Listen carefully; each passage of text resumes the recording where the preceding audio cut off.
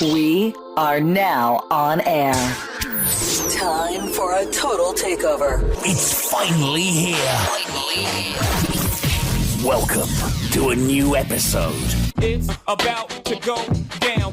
Well, ladies and gentlemen, it is evident and clear that the world is losing respect for America by the day. And I'll tell you what, even within our own country, the division amongst us is growing, and the current leadership at the highest level could give a damn. Now, I'm going to play you a quick clip here. Just read a story before I walked out the door this morning. New York Mayor Eric Adams. Well, 5 and up in regards to children can no longer has to wear a mask. That's right. Mask mandate was lifted for 5-year-olds and up. So where does that leave 4-year-olds and below? They have to wear masks. That's right. They have to wear masks. Roll the clip and we'll talk about it and expound on it after this. If you were talking to a 4-year-old and trying to explain why they have to keep their mask on, but their 6-year-old brother doesn't, what is your explanation to that 4-year-old? I'm so happy you said that, because when I was in Rockaway in the St. Pat's Day Parade, I did just that. A group of parents brought me and talked to their children and explained to them. I told them, you're going to be taking off your mask like your big brothers and sisters are doing now. You know, when you have big brothers and sisters, sometimes they do things first to make sure it's safe for you. And those children, they understand it because they trust their parents and they trust their leadership. They're not tainted like adults. You know, they still feel that we have to make the right decisions for them. And I'm with the parents. I want those masks off. I said it in January, but I have to do it right to make sure our city protect its children and don't close down the city again. Now, ladies and gentlemen, I'm sorry. Didn't start off the show like I normally start. But this is yours truly, Dan Adams, a.k.a. the Soulful Conservative. And this is the Dan Adams Show. And it is Thirsty Thursday. What are you drinking? Put it in the comment section. But you just saw a clip from one New York Mayor, Eric Adams, and I hate the fact that he bears my last name. That's right. And his explanation as to why 4-year-olds and under have to wear a mask still is probably one of the lamest excuses and explanations I've ever heard in my life. Go ahead and rewind this particular part of the episode and listen to this lame ass excuse given by New York Mayor Eric Adams in regards to 4-year-olds and under having to still wear a damn mask. It has nothing to do with science. Because if it had to do with science, ladies and gentlemen, I haven't had my coffee yet. If it had to do with science, Lord Fauci and Crimea River Rochelle Lewinsky will be out there screaming from the mountaintops that masks need to be worn by 4-year-olds and under. And then, as a matter of fact, where has Fauci been? Haven't seen him on the landscape of TV and radio for the last few weeks. Where has Rochelle Walensky been? Haven't seen her either. Anybody catch that? Anybody notice that? Probably. Because my people out here are astute and know what's going on. But the lamest excuse that you could ever give was given by New York Eric Adams to parents of 4-year-olds and under, why they have to still wear a mask, and if they don't wear a mask, they're going to shut down New York City. What? You are stuck on stupid. Yes, New York Mayor Eric Adams, you are stuck on stupid. They want to not let go of having control of the population at all costs, even if it's 4-year-olds and under. If we can't control the adults in the room, we're going to control your children. At the snap of a finger, if we want you to put a mask back on or keep a mask on, we're going to do it until you say something. And parents, until you say something and do something about it, they're going to continue to look at you as an underling. They're going to continue to look at you as a person that they feel they can control. They've done it for the past 2 years plus, and they're going to continue to do it until you step up and say, hell to the no. Let's go ahead and move on to the current topic at hand, besides Russia and Ukraine, but it is a tentacle of such. Gas prices, oil prices, and the like. Well, ladies and gentlemen, seeing that, like I said at the beginning of the episode, America is being disrespected on a world stage right now. Our current president, former Vice President Sleepy Joe Biden, got dissed and dismissed by Saudi Arabia and Middle East leaders. They tried to call, and I mean the Biden administration and Biden tried to call Saudi Arabia and the UAE and other Middle East leaders to see what they could do to help in regards to the oil and gas crisis that the world is experiencing right now. And guess what happened? They didn't even take their call. They said they have nothing to say in regards to Joe Biden. Because if you remember, right at the beginning of the presidency of one Sleepy Joe, former Vice President Joe Biden, he basically just put Saudi Arabia and Middle East leaders on blast for no apparent reason. Granted, Saudi Arabia and some Middle Eastern countries, yes, we do as America have a checkered past. I am not denying that. Not denying it. But I think with some of the current leaders in Middle East and Saudi Arabia and the UAE changing a lot of former principles in regards to equality and all that good stuff, if these folk don't want to talk to Sleepy Joe, Lord have mercy. How far we have fallen, not we, how far they have fallen. I'm not putting this on me. The hell with that. Ain't got nothing to do with me and where I stand and what I feel and what my principles are and my beliefs and how I want America to be that beacon of light for the world to see. Now, I can almost guarantee you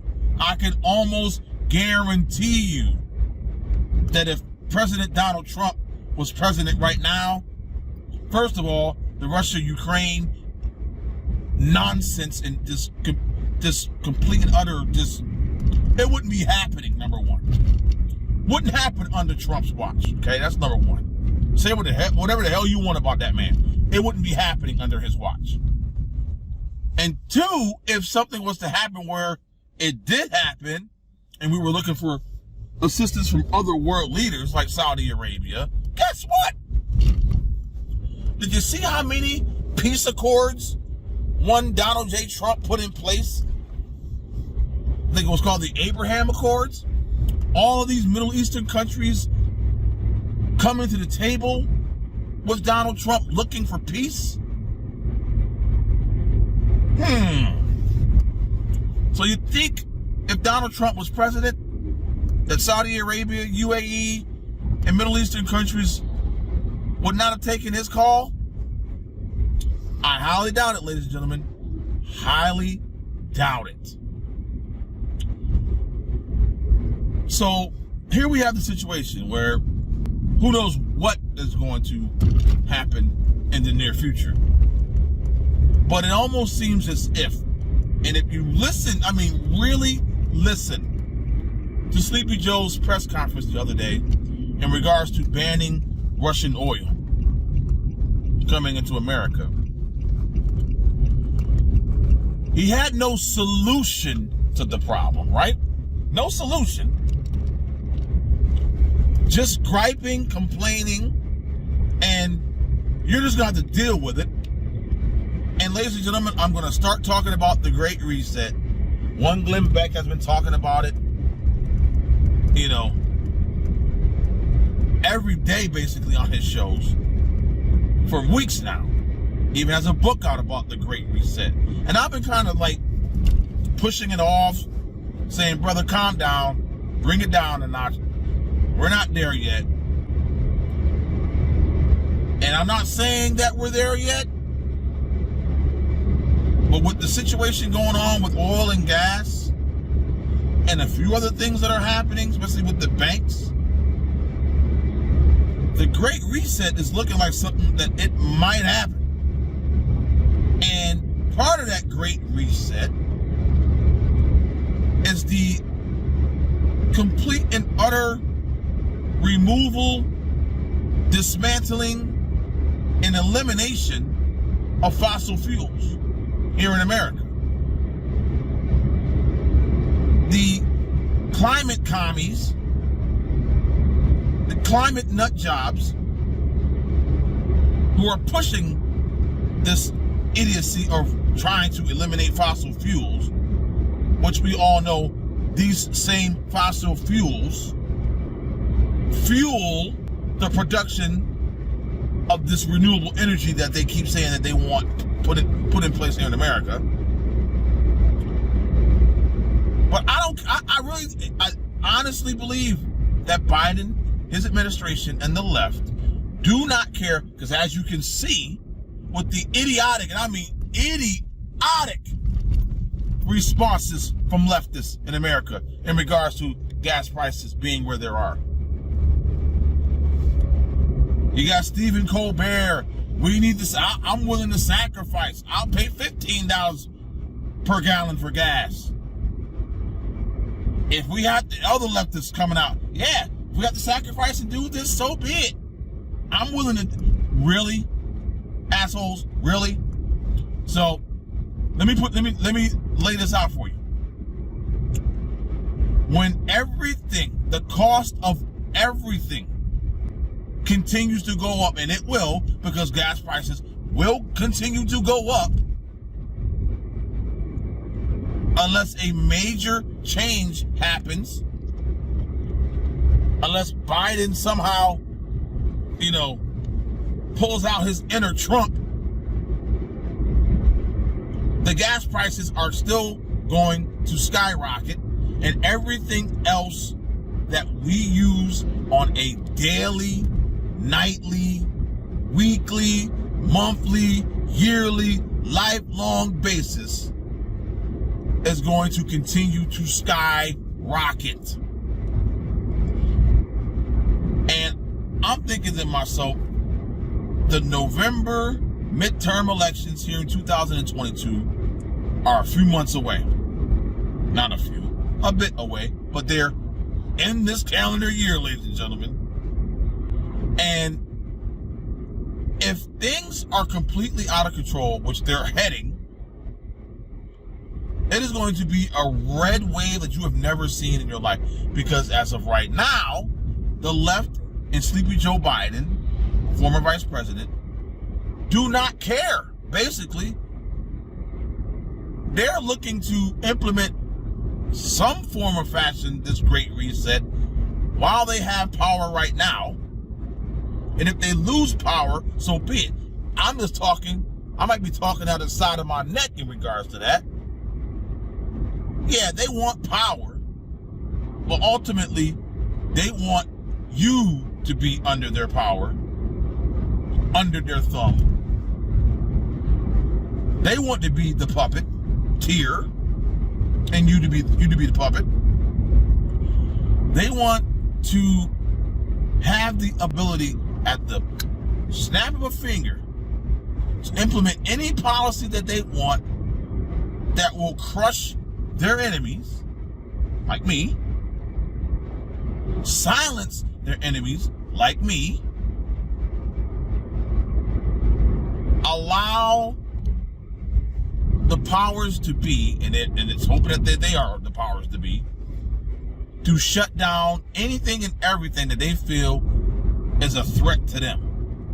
Taking away my livelihood and your livelihood, the livelihood that takes care of you and your families.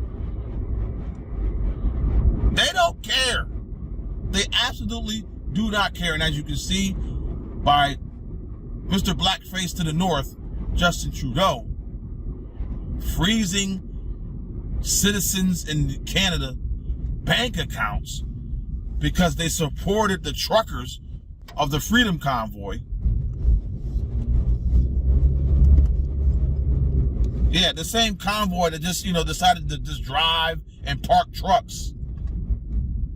You would think they were bombing Canada, like Russia is bombing the Ukraine. That's the drastic measures they took. Freezing bank accounts, freezing donation campaigns. Are you kidding me? So, for those who want to kind of have a positive outlook in regards to this madness, I'm sick and tired of this stupid. I gotta get me a new phone mount because this thing is a piece of crap. But I'm gonna continue, and I'm not gonna let it deter yours truly from bringing you the Dan Adams Show here on a daily basis.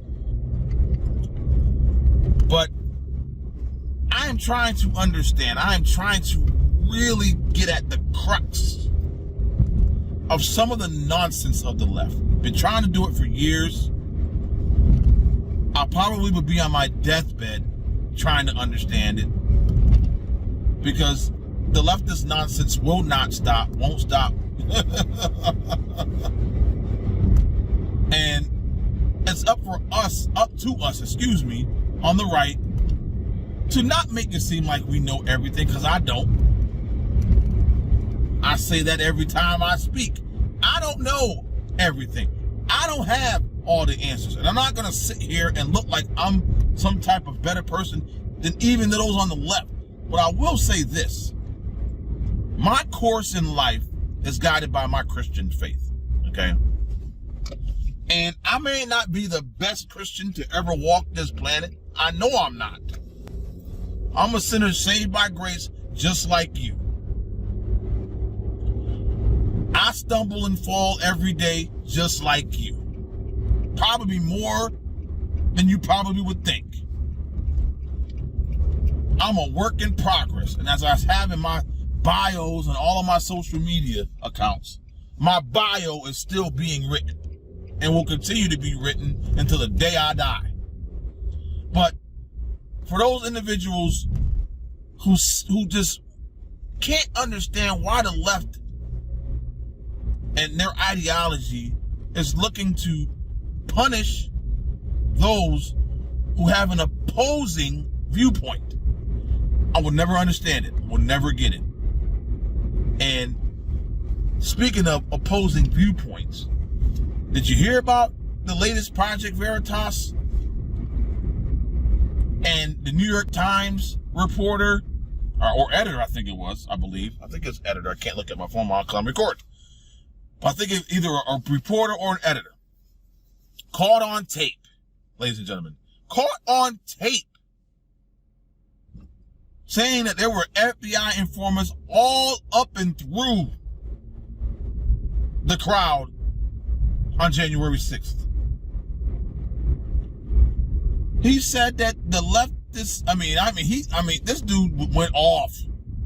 Go check out the video. He said the crazy leftist ideology controls media in America. Point blank. I've been saying it, and most of us on the right have been saying it for years now, that the leftist numbnut moonbat ideology is run and controlled by media and entertainment and academia here in America. We see it on a daily friggin' basis. And this particular New York editor, reporter corroborates that. Now, I don't know about you. I don't know about those who have a similar mindset that I have. But to hear that from a New York Times reporter editor just validates what we've been doing and what we've been saying and what we've been trying to convey to the world for years. And I'm not the type of person to pat themselves on the back. I'm not going to do it. But I will say this. I told you so. I told you so. And I'm going to continue to tell you how I feel and where I land, especially in the political landscape. Because here it is, 2022.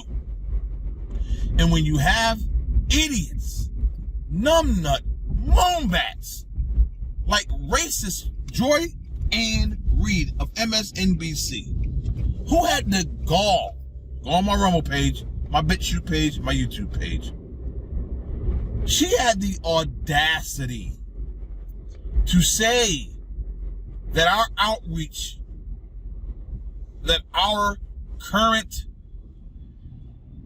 outpouring of support for Ukrainian refugees is only because they're white. Our support for the Ukrainian people is only because they are white. And this is what I am talking about in regards to the insane leftist ideology. So me as a black man, I feel my support goes out to the Ukrainian citizens having to deal with this invasion of Putin and Russia. Does it have to do with their skin tone?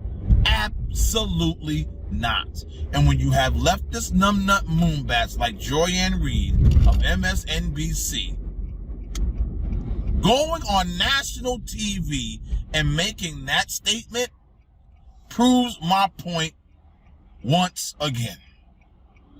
And once again, ladies and gentlemen, it is at the end of today's show.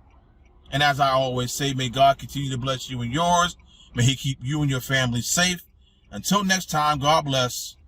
Peace.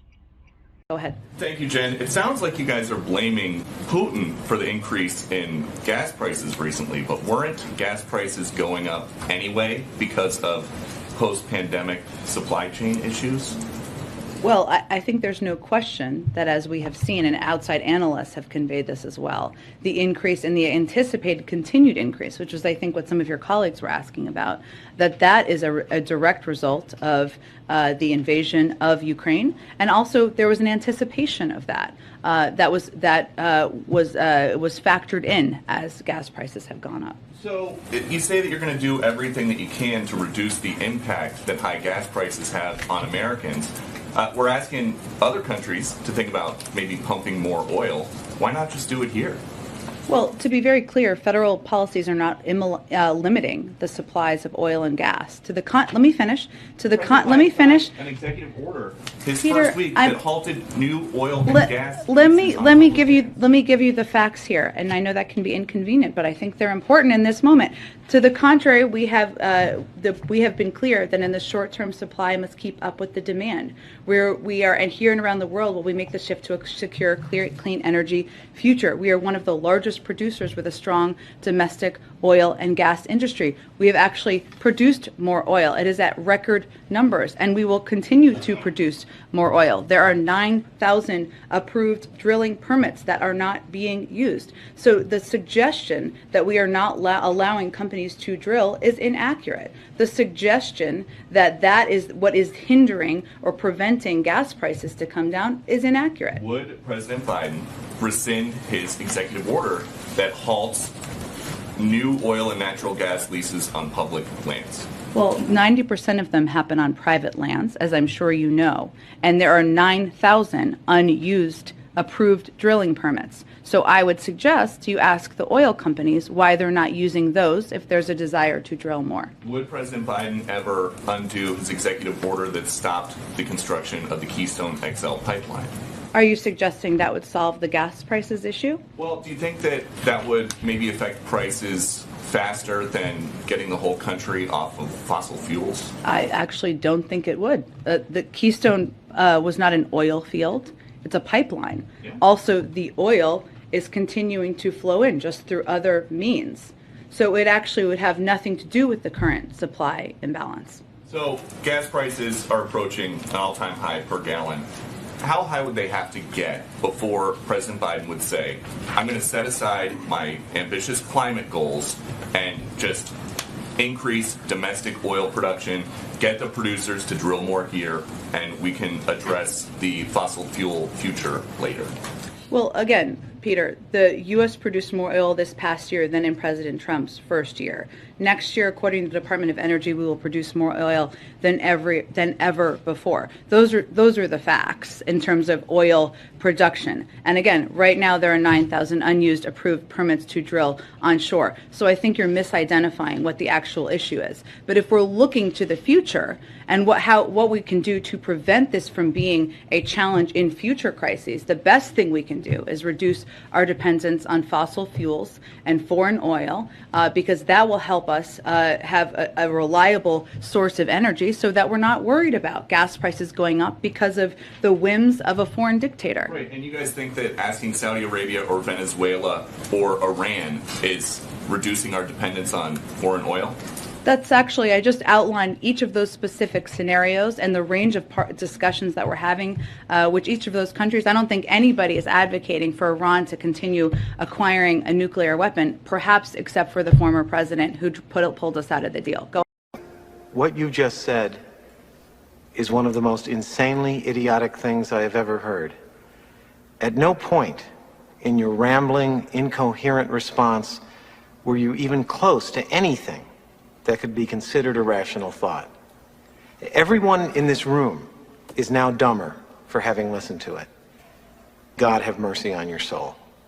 Well, I appreciate the Speaker. I appreciate the ability to address a few of my colleagues here on the floor of the House. I would note, though, here we are again. We're sitting here at the precipice of a government funding running out, and I hear all my colleagues talking about how great it is. We're going to come up with some great big omnibus bill, and I'm hearing that from my colleagues on both sides of the aisle. Nobody in America wants us to plus up more spending irresponsibly. Nobody in America wants us to say, oh, let's pat ourselves on the back now because some of my colleagues on the other side of the aisle are saying, well, you know what, it's time now to ban Russian oil. It's not good enough to ban Russian oil if we're not going to open up American oil and gas. All we're going to do is provide more money to Venezuela, more money to Saudi, more money to Iran. But yet, that's being touted as a victory. And some of my colleagues on this side of the aisle are saying, okay, good. Oh, this is great. But my colleagues on the other side of the aisle, they don't want any oil. They don't mind your gas being $4, $7, $10 a gallon. Don't get played. But my colleagues on this side of the aisle are about to get played. And everybody back home is saying, what are you going to do to stop vaccine mandates? Nothing. What are you going to do to secure the border? And my colleagues on this side of the aisle are going to say, oh, don't worry, we're going to give you more money for ICE, more money for Border Patrol. But you know what that does? It makes it worse because you're funding the processing of people at our border because that's all Border Patrol and ICE are doing. But my colleagues on this side of the aisle are going to say, oh, look at us. We did something for you for border security. It ain't true. It's going to make it worse. And anybody who's been to the border, anybody who talks to Border Patrol, anybody who talks to ICE knows that's true. We're not going to get a vaccine mandate. We're not going to get a secure border. And we're not going to get more oil and gas being produced in America. And then we're going to say, great, let's have a vote and send more lethal aid to Ukraine. And we're not even going to have a debate down here about what we're doing in funding Ukraine with Putin rolling over Ukraine. All we're doing is backroom deal making, waiting for somebody to drop a bill on the floor of the House and then come down and vote yes or no. That is a disgusting display by both sides of this body.